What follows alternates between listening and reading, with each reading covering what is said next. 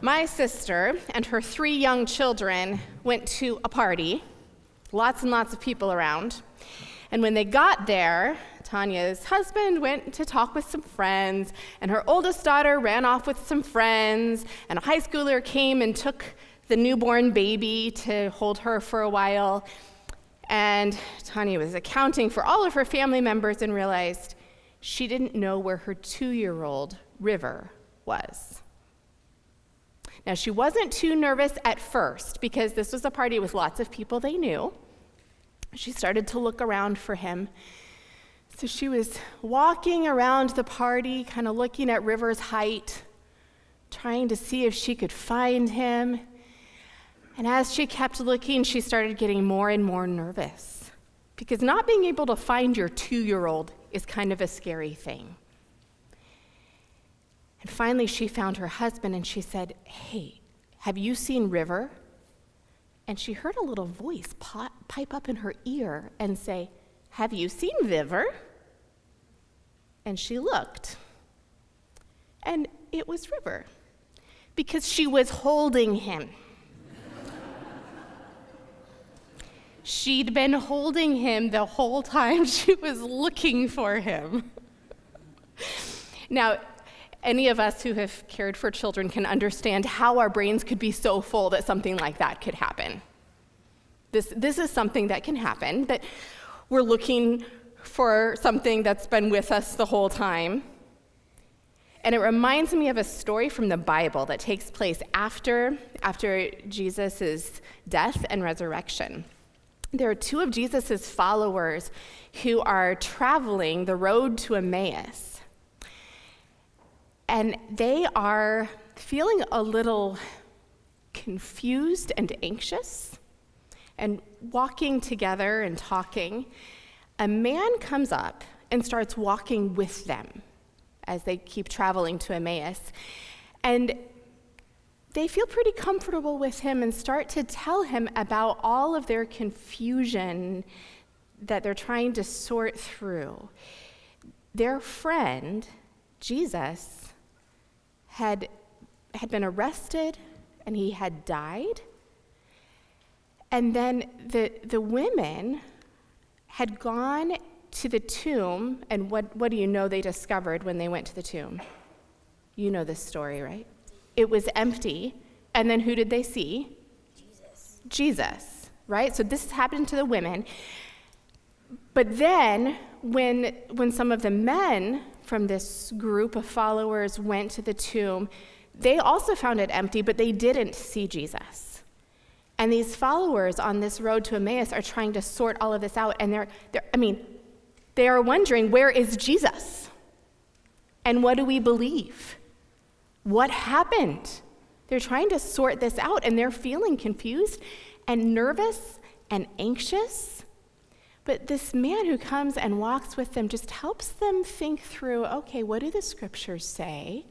And how can they make some sense of this? How can they maybe feel a little more at ease about where their friend Jesus is? And they're enjoying the conversation so much that when they get to where they're going, they invite him to come in with them. And he comes and they get to their meal, and he breaks the bread and blesses it. And when he breaks the bread and blesses it, they recognize him. It's like they hear the little voice saying, "Where's River?" Who was it? Jesus. With them the whole time as they were wondering where in the world Jesus was. You know, last week, we started our poster with the phrase, "we be," which is not correct grammar, right? But we can still use it as a way to say we are. Here's who we are. And today we have our first phrase, the W of it. And it's, well, can you read that? Walking with God.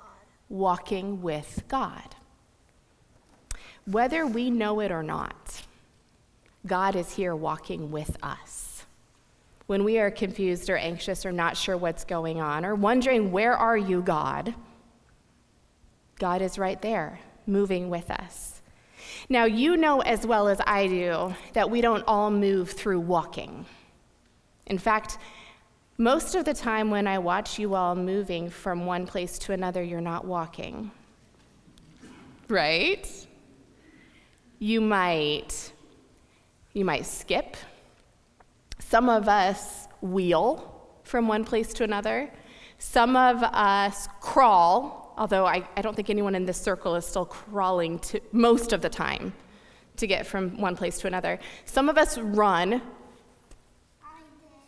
You did crawl. I remember when you crawled. Yeah, and you crawled just over here to get to being by Pamela, didn't you?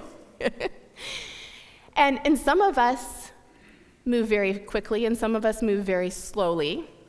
Some of us are more at the stage of life where we move through breathing. And in all of those ways that we move, God is there with us. So when we say walking with God, we don't mean only walking. We mean moving with God. All right. Stand up, or be on your hands and knees to crawl, however you want to do this. Now pick the way you are going to move. You might want to dance. You might want to skip. You might want to run. You can do this however you would like to, and you can use the aisles, you can use the circle, you can use the platform. We're going to move while we say, walking with God, 3 times. Okay? So we're going to start by moving, and then I'll say, first time, and we'll all say, walking with God. You all are welcome to join if you'd like to. You want to get some wiggles out? This is a great time to do it. All right, ready? Here we go. Move. Start moving. First time. Walking with God. Second time. Walking with God. Third time. Walking with God. Thank you all. I've got some stickers of feet, and we can decorate our second circle here with it while we sing the next song.